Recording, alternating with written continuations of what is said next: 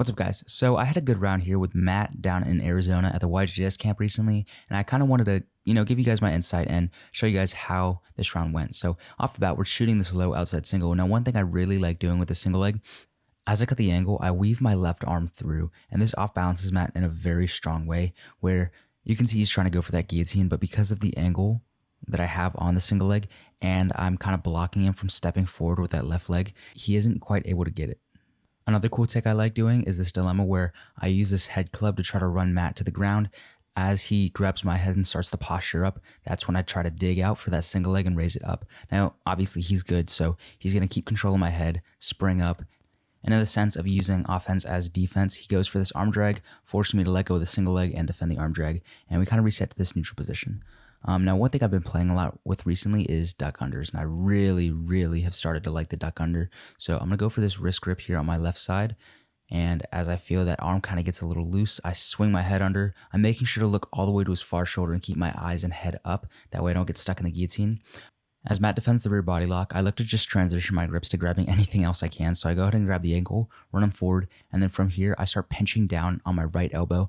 This blocks his leg from stepping forward, forcing him to fall over onto his knees. I'll start to work to take the back from here, but, Matt's playing very casually. He's not going super crazy. He's just kind of like countering what I'm doing. So once again, instead of looking to just break the grips and defend, he starts working to attack the legs, forcing me to, kind of transition my strategy and have to think about something else.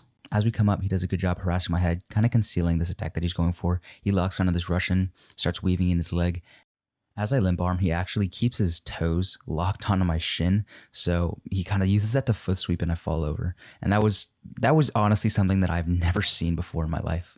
And I would love to have you guys watch the rest of this video, but oh my god, if you have not watched the guard progression series video, go do that right now. It's changed my entire jiu-jitsu trajectory, okay? To sum it up, we're going to connect the upper body in some way. After that, we get both feet to the inside and we shoot our hips under our opponent. Also notice how my upper body grips lead to lower body grips. From here, I'm able to kick my left knee through and I get my hips under my opponent. And now the last part of the system is to just remove a foot from the floor. Now I'm going to do that in multiple ways here until Matt, I think, just ends up kind of falling over. Using guards like single leg X and X guard are going to be your best options here. I'm always making sure to have active butterfly hooks with active toes, and always keeping at least one knee close to my chest. That way I can prevent my opponent from just falling him out. From here, I look to push into Matt's tricep. This off balances him, gets his torso offset of his legs. And from there, he kind of just falls over. I can stand up. He falls back for a leg lock, but it's my turn to get on top and start to work my passing. Now that doesn't last very long. I make this very strategical error here, and Matt swings back in, grabs both my feet, and gets back onto top position.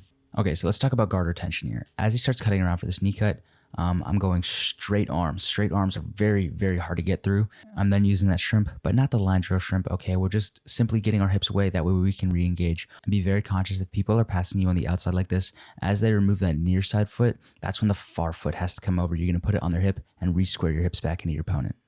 Matt then takes that opportunity, he sees that opening, and dives in for a blast knee cut. Now, I felt very disrespected as this is one of my favorite moves and guard passes. He starts working to the back, but I start to get my back towards the mat, knees to the ceiling, and I try to use the mat to scrape him off in a sense. He then starts going for that smother choke, but few key things here.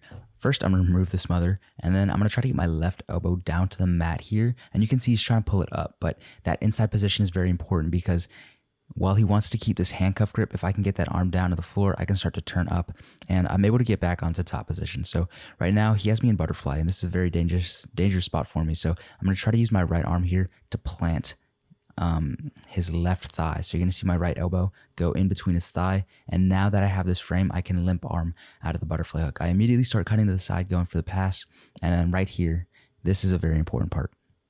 So as I start working to this guard pass, I know Matt's going to try to bring this left leg in. So I flare my chest forward and use my left elbow here to frame against his thigh. And this pushes his hips to the far side. So it removes that high leg and starts to allow me to work through this top knee. And to do that, I simply pull it out, drop my chest down, and we're into side control. Now he immediately locks onto the buggy choke. And for the buggy, I'm making sure to put my right arm across his face and I reinforce the stack with my left leg. So I put my knee right behind his butt and I just start to put a lot of weight onto his head. This not necessarily, this incentivizes him to let go of the buggy choke and protect his neck. And I think he had kind of a neck injury in this video that I wasn't aware of. So I'm sorry, but defended the buggy choke. I start to drill back into him, but he does a good job squaring his hips back up, and we end up in this headquarters position. First thing, I get my weight over mat. That way my legs get light and I can pommel my right foot back into a safe spot. I also pommel my left foot on top of his shin, and I try to hip sprawl out to get the pass again. In that, I found his neck was vulnerable, so I locked onto the guillotine and started rolling through. Something I learned from Jason Rao is when both of you guys put your back onto the mat, you can tuck your head to back roll, and this allows you to be the first one up. So from here, I sit through, try to throw my left heel onto Matt's far hip, but unfortunately, he does a good job pressing my hips away, getting out of the guillotine, and that is about when time ran out. So it was a good round here with Matt. Learned a few new things that I haven't really seen before, was able to work my passing and my guard game and my guillotine game there at the last second. So if you guys want to see more content like this, I have all my Euros stuff in the works right now, as well as content from August. I went to Canada for like 10 days. All of that is coming out soon. So if you guys want to see more, go ahead and click subscribe, stay tuned, and I'll see you guys then. Go pass some guards.